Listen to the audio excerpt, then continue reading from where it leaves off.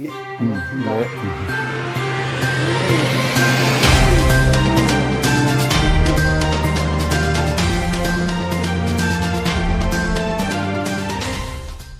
안철수 후보가 주목도가 높거든요. 민주당에서는 좀 뭔가 새롭게 주목받는 계기가 좀 필요할 건데. 안철수 후보가 그 단일화 얘기를 꺼냈을 때부터 3월 한 첫 주까지 네. 계속 그 이슈를 물고 가야 되거든요. 네. 그러면 똑같은 얘기가 지금 갈등 구조로 갈 수밖에 없는 거죠, 본질이 이게. 단일화라는 게 그게 결코 쉬운 일은 아니거든요. 네, 그렇죠. 네. 입당하면 간단한데 입당할 리가 있나요? 되든 안 되든 마지막에 가서 될 텐데 굉장히 피로감을 줄 겁니다. 근데 이번 선거가 특징이 있습니다. 네. 이 선거가 1년 2개월짜리 시장을 뽑는 선거거든요. 선거 직전에 가면 시민들이 지방선거는 전통적으로 공약이 95%가 같습니다, 여야가. 그러면 뭘 갖고 판단하겠습니까? 1년 2개월 뒤에 또 선거해야 되는데 누구 말이 신청 가능한가? 여당 후보다. 그렇죠. 더군다나 집권 여당에다가 국회에서 완전한 다수 의석을 압도적인 다수 의석을 가지고 있을 뿐더러 서울 시내 20몇 개 구청장 중에 하나 빼놓고는 전부 우리 당인데요. 네. 시장이 혼자 합니까? 구청장하고 다 협의해서 해야 되고 시의회, 구의회가 압도적인 다수가 우리인데 우리가 이긴다는 거 장담을 못하죠. 여러 가지 여건이. 그러나 그렇게 불리하지만은 않다. 서울시장 선거에서는 좀 어떻습니까? 여당의 힘을 보여줄 수 있는 거. 두 후보는 우리 당의 정치인 중에 가장 스타 플레이어거든요. 네. 대변인 둘 다 했지, 또 원내대표도 다 했지, 최고위원도 했지, 국회의 주요 상임위원장을 각각 지냈단 말이죠. 그 두 분이 그동안 보여준 정치력, 서울시가 하고자 하는 모든 현안은 중앙정부나 구청끼리나 여야 간에 심각한 갈등 구조를 풀어나가야만 다 풀리는 겁니다. 뭐든지 그렇습니다. 그러면 마지막 선택할 때는 지금 최근에 나타나고 있는 세계적인 현상이 지방선거에서 특히 그런데 대도시에서 고등교육을 받은 유권자가 대부분인 대도시에서는 이익투표합니다. 이익투표. K유니콘과 혁신기업 현 프로젝트 한국판 뉴딜이 성과를 내서 우리 경제의 새로운 성장 동력이 돼야 된다.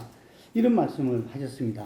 그래서 이 부분에 대해서 좀 소개 부탁드리겠습니다. 우리 경제의 문제는 G10을 넘어 G7으로 가고 있거든요.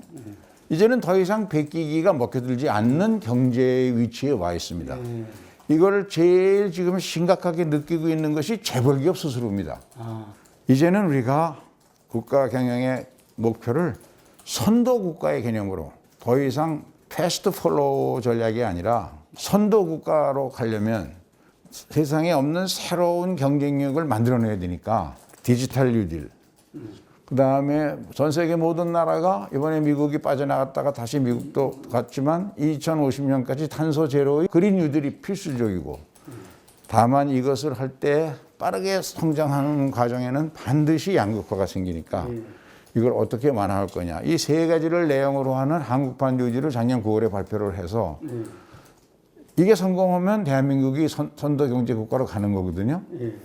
근데 과거 정권마다 이런 거 비슷한 거를 발표했는데 다 실패했거든요. 이명박 정부에서도 박근혜 정부에서도. 근데 이게 성공하려면 이거를 끌고 나가는, 리드해 나가는 플레이어, 그게 저는 K유니콘이고 혁신기업천이라고 생각합니다. 민간의 금융자본이 이 혁신기업천 프로젝트와 K유니콘 후보 기업군 한 600개 있거든요. 거기에 얼마나 빠르게 투자되느냐가 중요하다. 그런데 이제 여기에서 한 가지 문제가 있습니다. 금융시장의 지금 자금 운영 상태를 보면 민간 여신이 한 4천조가 돼요. 그 중에 2,200조가 부동산에 지금 잠겨 있어요.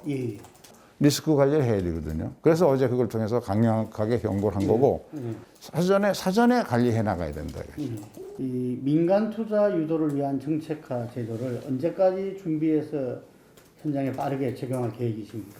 빠르게 지금 추진하고 있고요. 그래서 이런 사업들이 성공하려면 특히 한국판 뉴딜의 세 가지 펀드는 버텀업으로 해서 금융기관들이 중심이 돼서 민간의 전문가들과 함께 프로젝트, 사업을 자기들이 공모해서 신청을 하고 그것을 심사해서 거기에 펀드 배분액을 결정하고 그리고 이제 일반 투자가로부터 자금을 모집하는 형태로 지금 운영이 되고 있습니다. 디지털 펀드는. 그래서 이거는 좀 빠르게 효과가 나타나게 될 거고. 우리가 한미동맹 관계 속에서 기존에는 안미 경중이라 해가지고 안보는 미국, 경제는 중국 뭐 이런 그게 있었는데 이 부분에 대해서 좀 변화가 불가피하지 않나 이런 이야기도 있습니다. 경제학의 원리가 있습니다. 키높이 원리. 자기 어깨만큼 오면 반드시 전쟁이 일어난다는 거죠. 일종의 경제 전쟁을 거치고 나서 일본이 잃어버린 20년으로 잠겨 들어왔습니다. 플라자 선언 이후에. 근데 지금 중국이 미국의 어깨 높이에 오려고 하니까 거기에서 트럼프가 그런 국민 감정이 이렇게 생기고 여러 가지 이해 충돌이 생기니까 거기다가 무력까지 경쟁하려고 하니까 거기서 이제 트럼프에 의한 이것이 있고 바이든도 이 큰 흐름을 거스르지 못할 겁니다. 그러면 미국이 자기 동맹과 함께 해야지 혼자 힘으로 다 되지는 않거든요. 그러면 가장 그런 점에서 위험이 낮은 동맹 국가가 어디냐? 저는 한국이라고 생각합니다.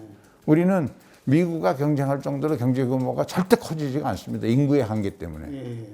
그러나 우리는 제조업의 능력이 뛰어난 데다가 인적 자원이 굉장히 우수하기 때문에 그리고 혁신의 적응력이 뛰어납니다. 일본보다 훨씬 뛰어납니다. 실제로 입증이 됐지 않습니까? 모든 반도체 일본에서 배웠지만 일본은 훨씬 넘어서고 있으니까. 미국의 기업들도 이익이 나고 우리도 이익이 나는 그런 관계가 만들어지게 하는 것이 중요한데 이거는 정부가 관리들이 한다고 하는 게 아니라 큰 그림은 그리지만 전부 기업이 하는 겁니다. 효성도 또 CJ도 삼성은 말할 것도 없고 현대차도 미국 알래스카나 뭐 하와이 빼놓고 여기에 투자 안 된 지역이 거의 없습니다. 시스템 반도체 쪽에서 인공지능형 반도체 쪽에서 그리고 미래 산업을 이끌고 갈 몇 개의 분야에서 더 긴밀하게 협력을 하면은 그러면 우리가 배울 건 미국에서밖에 없거든요.